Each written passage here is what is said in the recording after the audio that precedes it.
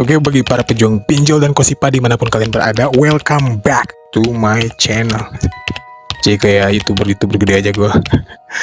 But seriously man, terima kasih udah mampir dan nonton di video ini, karena ini saya bikin channel ini tuh bener-bener pure karena ini saya suka banget dengan hal-hal yang ada di channel ini.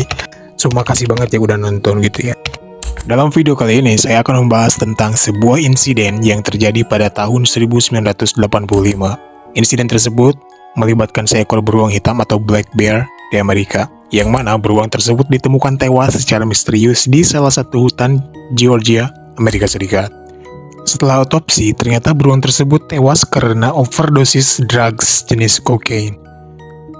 Bagaimana bisa beruang tersebut mendapatkan kokain? Siapa yang memberi dia kokain? Insiden ini juga menjadi inspirasi dalam sebuah film berjudul Cocaine Bear yang bergenre horor komedi pada tahun ini, yaitu pada tahun 2023. Film ini itu sangat laris di pasaran gitu. Penasaran? Yuk tonton video ini sampai selesai.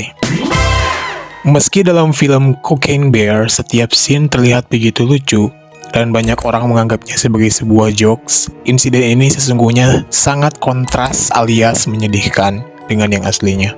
Maksud saya, mengapa manusia bisa begitu lalai pada hal-hal di sekelilingnya gitu, seperti membuang sampah ke hutan, membuang limbah-limbah beracun ke sungai gitu, dan ini membuang drugs ke dalam hutan. Maksud saya, emang dipikir di hutan itu gak ada kehidupan gitu ya.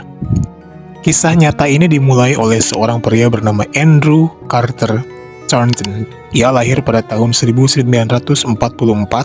Andrew adalah anak dari keluarga peternak kuda yang cukup terkemuka, dan ia menjadi expert para trooper untuk tentara Amerika Serikat. Andrew keluar dari tentara, lalu kembali ke Kentucky, Amerika Serikat. Lalu ia juga bergabung ke Departemen Kepolisian Divisi Pemberantasan Narkotik di sana, tepatnya di Lexington, Kentucky. Tidak lama setelah itu, Andrew lebih tertarik untuk menjual narkoba ketimbang menghancurkannya. Rekan kerjanya di kepolisian bilang bahwa Andrew ini memiliki karakter yang sangat terobsesi sekali pada hal apapun. Ia juga sering berpetualang sesuka hati ketika bekerja. Pada akhirnya ia resign juga menjadi polisi, karena ia anggap menjadi polisi itu adalah sesuatu yang boring katanya. Lalu ia banting setir menjadi pengacara. Hasrat Andrew pada perdagangan narkotika atau bisnis narkoba ini menjadi semakin liar. Pada tahun 1981, ia didakwa bersama 24 orang lainnya karena terbukti mempiloti pesawat yang menyelundupkan marijuana dari Amerika Selatan ke Lexington, Kentucky, Amerika Serikat. Setelah itu, ia berbulan-bulan jadi buronan polisi. Ketika ditangkap, Andrew akhirnya ditahan, namun hanya 5 bulan dalam penjara. Pada September 1985, Andrew Thornton kembali mempiloti pesawat untuk penyelundupan narkoba. Namun, kali ini ia dibuntuti oleh pesawat FBI. Ia ngeh lalu loncat dari pesawat tersebut di atas langit Tennessee bersama beberapa ransel yang berisi kokain senilai 15 juta dolar.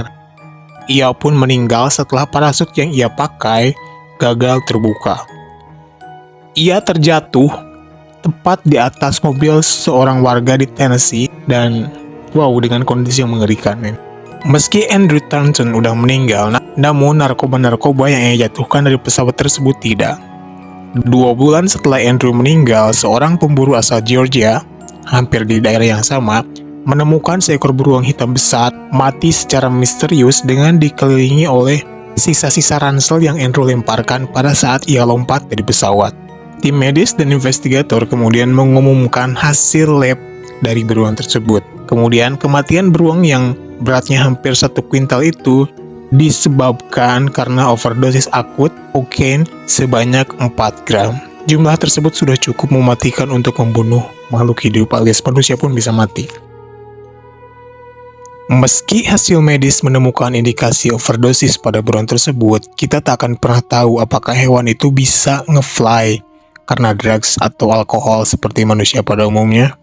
Nah, pada saat beruang itu ditemukan mati di hutan oleh seorang pemburu, beruang tersebut itu nyatanya sudah mati sekira 1 bulan sebelum ditemukan.